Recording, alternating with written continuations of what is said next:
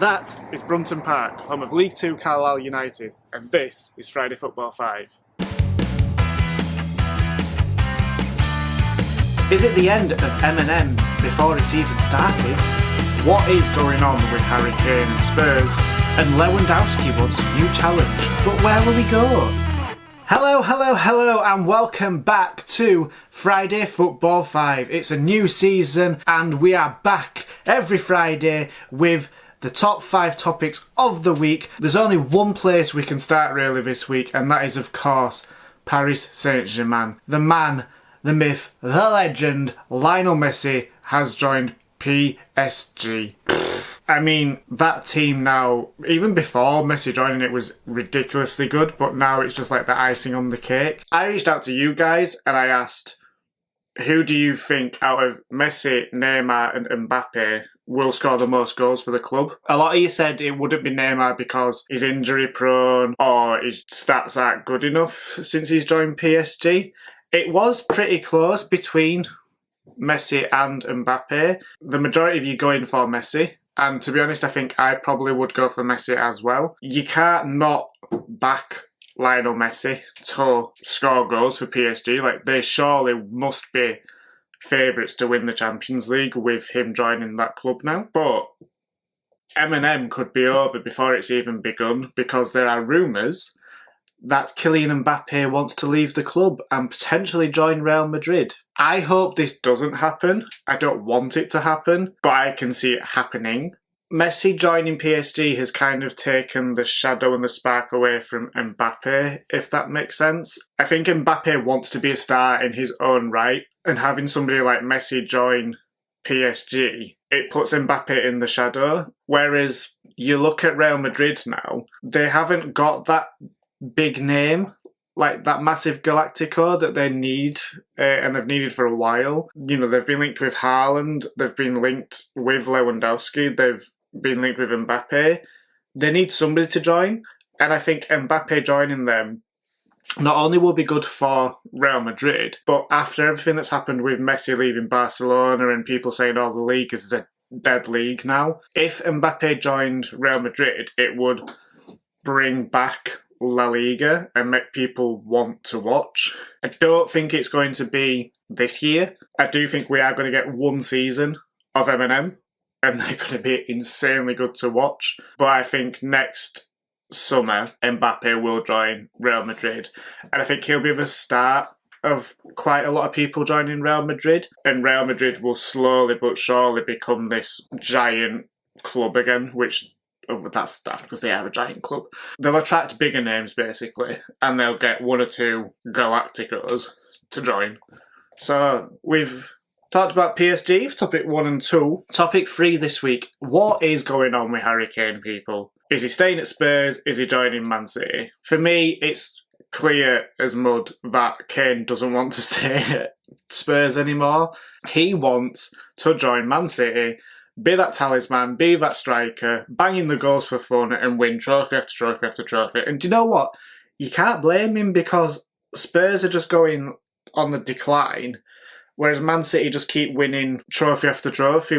Yes, if it's Carling Cup, if it's the Prem, Kane hasn't won anything. And let's not beat around the bush. He's not getting any younger. While he's in the prime of his life, why not leave and join arguably the best club currently in England and win trophies, because that's what you want to do as a footballer in your career. I think this will go down to the wire, and I said this in my Premier League prediction video. I think on deadline day it will happen. Kane will join Spurs for some stupid amount like 100, 150 mil, but Man City will give Spurs 2 players in return. I thought it was going to be Bernardo Silva, but going from this image,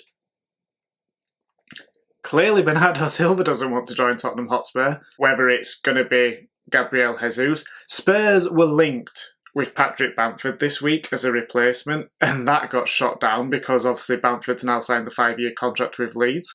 Good lad.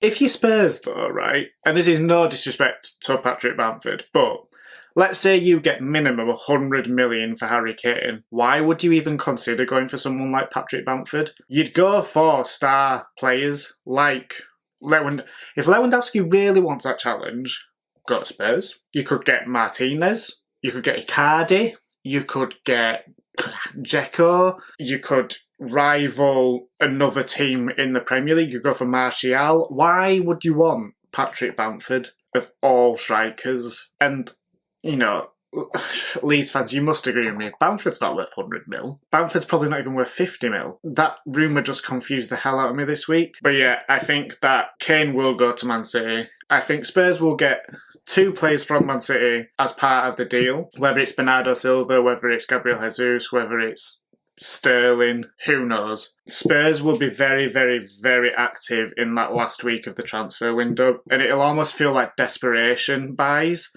in terms of who does come in to replace Kane.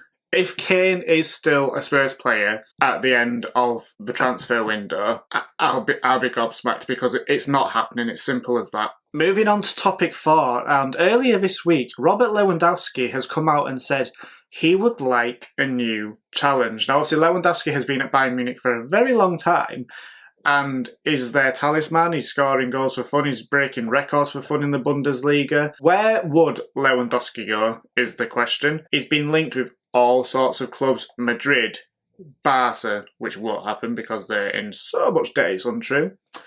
Juventus, Inter Milan, Man City, United. It's hard to say where Lewandowski would go because if Kane does go to Man City, they don't need anybody. Chelsea don't need anybody because they've got Lukaku. Man United, do they? Do they need him? Cavani, Greenwood, Martial if he's still there. Do they really want to fork out crazy money for Robert Lewandowski? I wouldn't be surprised if Man United went for it, and wow, what a signing that would be for Man United, but surely not. For me, it sounds silly, but Lewandowski could join Real Madrid and Mbappe could join him as well, and it would almost be like, yeah, Messi and Neymar chilling in PSG. So what? We've got Lewandowski and Mbappe here in Madrid. It'd be like the superstar battle, I guess. But then you'll have Ronaldo wherever Ronaldo goes, whether he's at Juventus going, I am the GOAT, don't mess with me, I am Ronaldo. I don't know what accent that was and I do apologise. It's going to be very interesting to see who does come in, because Lewandowski surely must have a club in mind. You're not just going to come out and say, I want a new challenge. He must have a place in mind, or at least a club or something. You wouldn't just come out and say, yeah, I've had enough, I'm ready to leave Bayern Munich now. And let's be really honest, we know who's going to replace Lewandowski at Munich when he does go, and if he does go, and that'll be Haaland. It's one to watch out for that. It's like striker merry-go-round at the minute, not even in the Premier League, across Europe. It's striker merry-go-round, and it's really interesting to watch, and it's one to keep an eye out. And our final topic this week on Ep1 of Friday Football 5, Liverpool have sent out a player on loan who they bought last season yet didn't make an appearance for the club. So Ben Davies, centre-back, he was bought because obviously Liverpool were having defensive issues with Van Dijk, Matip and Gomez out. They brought in Kazan, Nat Phillips was playing, and they also brought in Ben Davies. Ben Davies didn't play a single game, not a single minute of football has been played at Liverpool for Ben Davies. Ben Davies has now joined Sheffield United on a season-long loan to help them try and get back in the Prem, which is a very good move. But the question I have is, why? Why did Liverpool buy Ben Davies in the first place? What was the point? Surely it's a massive waste of money buying somebody to then not play them at all. No disrespect to Kazan, but Ben Davies surely was the better option to play alongside Nat Phillips, no? You were playing a kid, Liverpool fans, who was playing last season at Kidderminster Harriers, and I can't remember his name. Anyway, you were playing that really tall kid alongside Nat Phillips or Kazan, who wasn't the best defender at all. I just don't understand why you would spend so much money on Ben Davies, who is a talent, who is a good centre-back, to then not play him at all, and to now send him out on loan. Ben Davies is laughing, because he'll join Liverpool on a higher salary than what he was on, train and use Liverpool's facilities, and go. It doesn't make sense to me why Liverpool did that bit of business in the first place. It really doesn't. I get it's going to be like a desperation thing in case they didn't get their other target, but still, give him a game, man. Even if it's like, I don't know, 15 minutes off the bench or something, like, come on. Just give him a chance, play him. And that concludes episode 1 of Friday Football 5. I will be back next Friday to discuss another 5 topics in the footballing world. And until then, people, have a good weekend, have a good week, and I'll see you next Friday. Laters.